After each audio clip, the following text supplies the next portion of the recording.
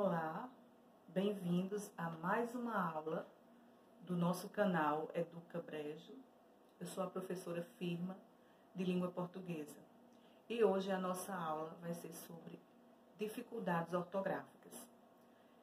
Ortografia quer dizer escrita, então nós vamos falar um pouco sobre essas dificuldades da escrita na língua portuguesa.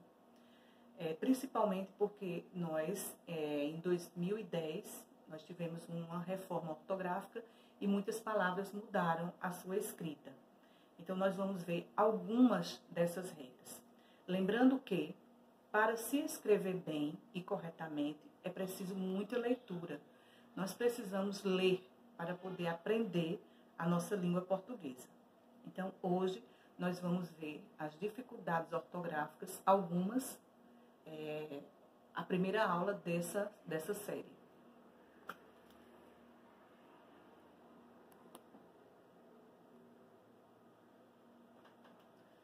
Vamos lá. Veja, a primeira regra aí, nós temos a questão do cedilha. O cedilha é esse sinalzinho que fica aqui abaixo do C.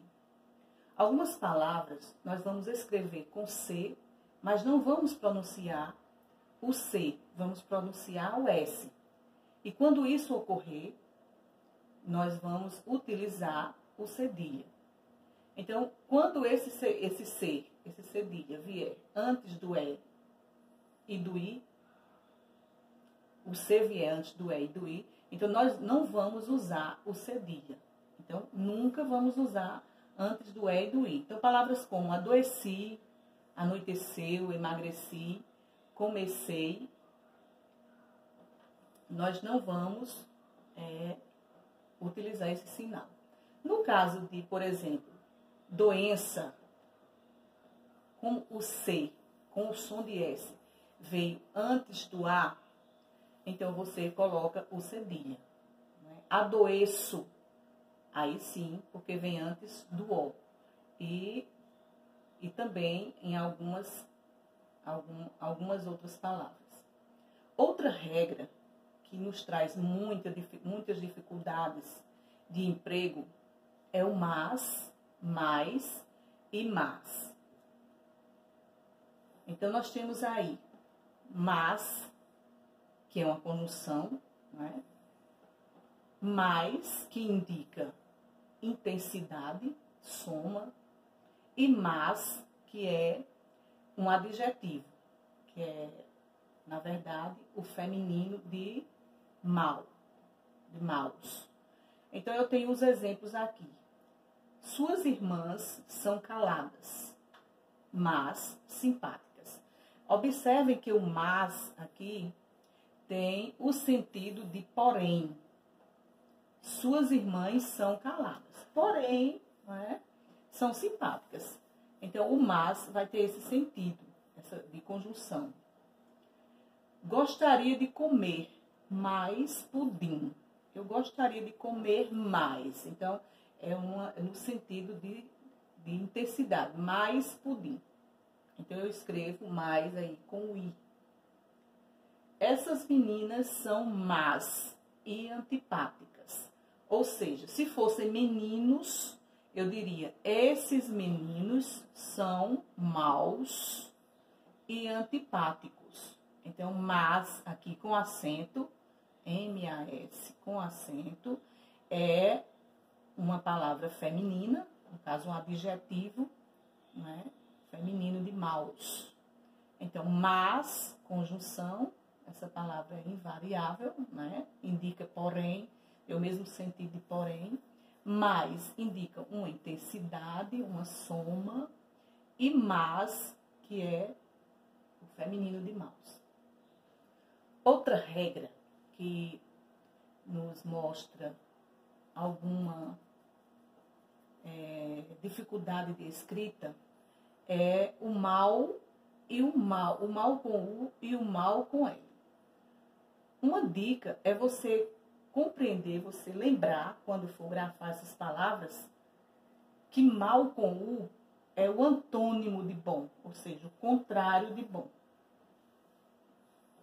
E mal com L é o antônimo de bem. Então, no caso, mal é um adjetivo. E mal com é um adjetivo. E mal com L é um advérbio. Ok? Então, nós temos como exemplo aqui, Eduardo é um mau garoto. Então, eu poderia dizer também, Eduardo é um bom garoto. Ele dirige muito mal. Veja. Então, aqui é já o modo que ele dirige. Enquanto que Eduardo é um mau garoto, eu estou dando uma característica a Eduardo, aqui eu digo que ele que é o sujeito, ele dirige muito mal. Então, a forma como ele dirige. Então, um adjetivo, outro advérbio. Outra dificuldade muito grande que nós temos na hora de grafar, de saber como é que vai fazer, são essas palavras aqui. Ó. O a, que na verdade pode ser um artigo ou uma preposição. E também pode ser artigo, preposição, pode ser um pronome também. O a, com H, que é do verbo haver. E o ar, que é uma interjeição. Quando eu digo, a reunião será daqui a 2 dias, o que é que acontece aqui? Eu tenho 2 as. A reunião que antecedeu, vocês lembram da nossa aula de artigo? Então, a antecedeu um substantivo, o artigo, o a. Daqui a 2 dias, então, aqui uma preposição, eu estou indicando que ainda vai acontecer esse tempo aqui. Então, tempo futuro. Então, eu escrevo a, uma preposição. Daqui a 2 dias, a 2 anos, daqui a 2 semanas, então, futuro ainda. No segundo exemplo, eu tenho o a do verbo haver, que é grafado com H, A e acento. Há 5 dias que eu não vejo Marina. Veja, há 5 dias que eu não vejo. Então, esse A aqui indica passado. Quando eu indicar tempo decorrido, tempo passado, eu vou usar esse A aqui. E ele é invariável, ele não vai nesse caso aqui, ele não vai para o plural. E esse A aqui, que eu não coloquei exemplo, mas eu vou dizer o exemplo, eu posso dizer assim, ah, que dia maravilhoso. Então, uma interjeição, pode ser de admiração, de espanto. Ah! Então, geralmente vem acompanhado com a exclamação. Vamos lá. Uso dos porquês. Quem nunca teve uma dúvida enquanto esses porquês, não é verdade? Então, veja. O porquê separado, sem acento, nós usamos nas perguntas, nas interrogativas diretas ou indiretas. Por exemplo, por que você está com medo? Veja que o porquê veio no início aqui. E no final, uma interrogação. Então, é uma interrogativa direta. Mas eu posso fazer uma pergunta indireta também. Ele perguntou por que o outro estava com medo. É uma pergunta, porém, indireta. Não tem o sinal de interrogação. Então, nesses 2 casos, tanto na pergunta direta como indireta, você vai usar o porquê separado e sem acento. O porquê junto com acento, o porquê junto sem acento é justamente a resposta da pergunta, ou então uma explicação. Juca não veio porque não quis. Observem aí que eu estou dando uma resposta. Venha porque precisamos de você aqui. É uma explicação.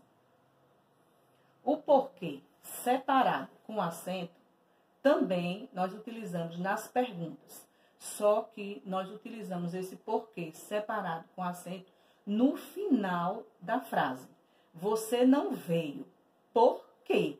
Observe que quando eu uso porquê no final da frase, eu faço uma pausa.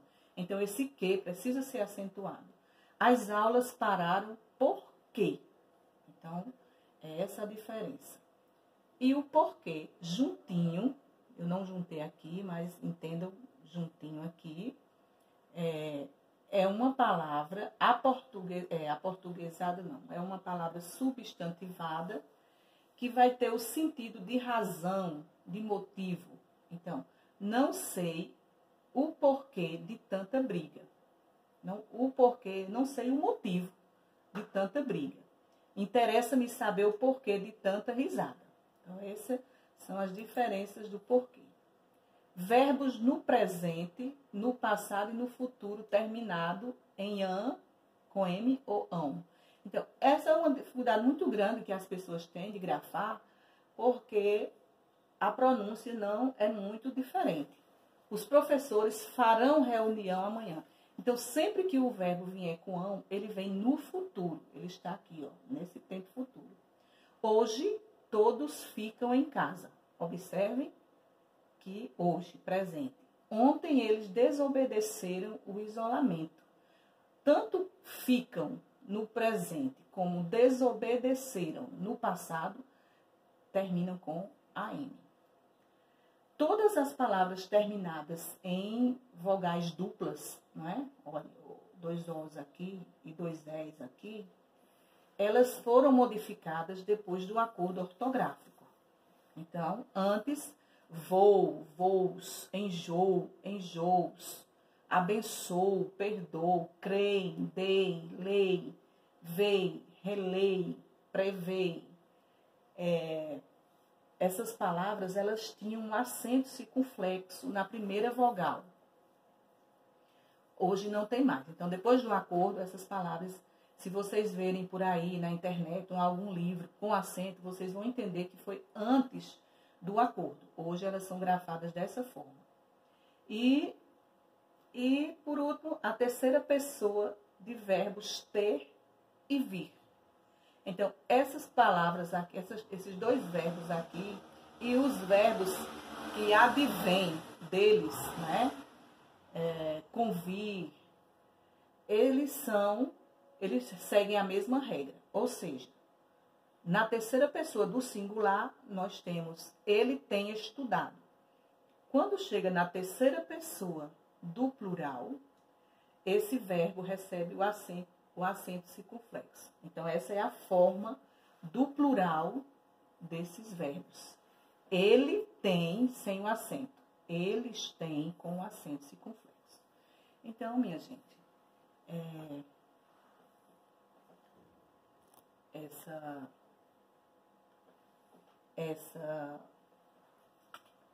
essa aula de hoje, nós temos muitas outras regras, mas para hoje foi só isso. Obrigada e até a próxima.